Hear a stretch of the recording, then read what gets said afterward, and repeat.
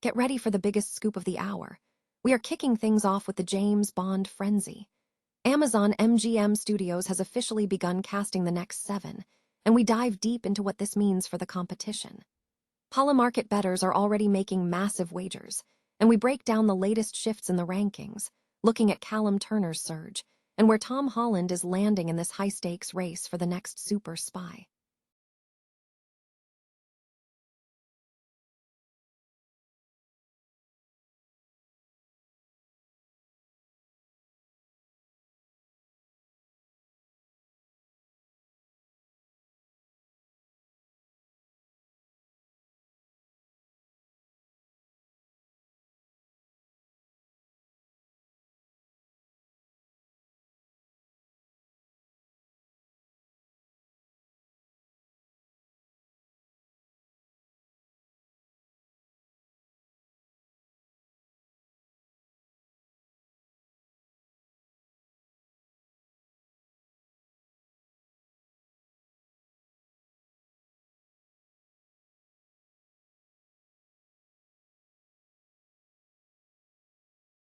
Impact on the blues community, including those iconic performances at the Olympics and the presidential inauguration.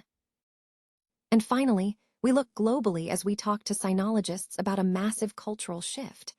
Alexander Semenov and Tatiana Semenova reveal why young Russians are suddenly embracing China's digital pop culture. From immersive video games to trending songs, find out how this new wave of interest is reshaping the future of language and global connection. Don't miss the rest of the show. Amazon MGM Studios has officially begun the casting search for the next James Bond, according to a recent studio statement. The development comes as Polymarket bettors have been actively wagering on potential candidates and timelines for the next 7. The studio confirmed on Thursday that the search for the next James Bond is underway, expressing excitement about sharing further news when appropriate, though they declined to comment on specific casting details at this stage. This update arrives as Polymarket's June 30 deadline for the next James Bond actor prediction market approaches. Prior to this announcement, sentiment suggested Amazon might not secure a leading super spy before the deadline. However, the casting news has prompted a reaction from the prediction market community. Despite the official update, Polymarket bettors largely maintained their skepticism. The choice to predict no Bond chosen remains dominant, holding a 75% rating. Nevertheless, there has been a notable shift in the actor rankings. Callum Turner has reclaimed the top spot with a 16% chance of securing the role. Former frontrunner Jacob Elordi has slipped to second place with a 6% probability, while Tom Holland has climbed the rankings, showing a 2% chance. Aaron Taylor-Johnson and Harris Dickinson have seen their chances decrease. While Callum Turner has gained momentum, the prevailing sentiment among bettors suggests that it remains highly improbable for Amazon MGM Studios to finalize the casting of the next 7 before the month of July. Veteran television and film actor Dion Anderson, known for his work spanning from the early 1980s to the early 2000s, has died at the age of 87. Anderson was recognized for his roles in notable productions, including a recurring part as prison guard head Bull Haig in the iconic film The Shawshank Redemption, as well as appearances in multiple episodes of Gilmore Girls as Bert, a community member of Stars Hollow. His extensive career included numerous smaller and one-off roles across a wide array of television programs and movies. Anderson's filmography also features appearances in shows such as The X-Files, Home Improvement, Columbo, Rabat, Will and Grace, Matlock, Golden Girls, Murphy Brown, Cold Case, Sabrina the Teenage Witch, Star Trek, Deep Space Nine, L.A. Law and Murder, and She Wrote. His most prominent film outside of Shawshank was the Adam Sandler movie Mr. Deeds. Anderson peacefully passed away on April 26, with no specific cause of death disclosed in his obituary.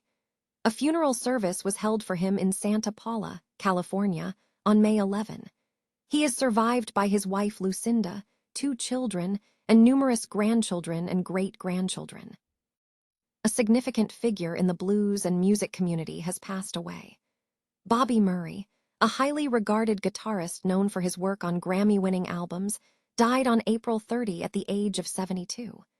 The Detroit Blues Society announced the sad news this morning, expressing deep sorrow over the loss of one of Detroit's most beloved musicians.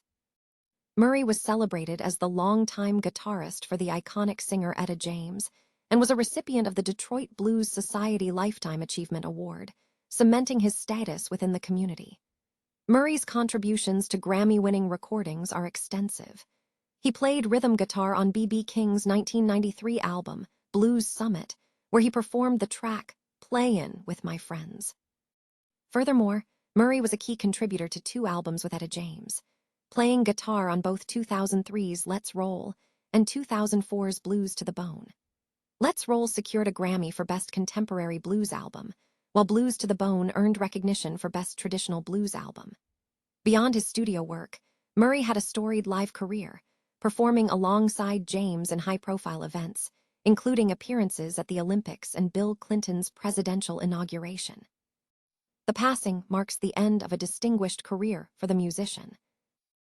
In a recent episode of Talk to Sinologists, Russian sinologists Alexander Semenov and Tatiana Semenova discussed the rapidly growing fascination among younger Russians for Chinese culture, moving beyond traditional academic interests. The conversation centered on how China's digital economy and contemporary pop culture are driving this new wave of interest in the Chinese language. While foundational elements such as martial arts and calligraphy retain their significance, the current trend is being fueled by immersive digital experiences. Young Russians are increasingly engaging with China through modern creative industries, including immersive video games, trending Chinese pop songs, short videos, and contemporary lifestyle products. The professors emphasized that the motivation for learning Chinese has shifted. It is now viewed less as a niche academic pursuit and more as a pragmatic choice for the future.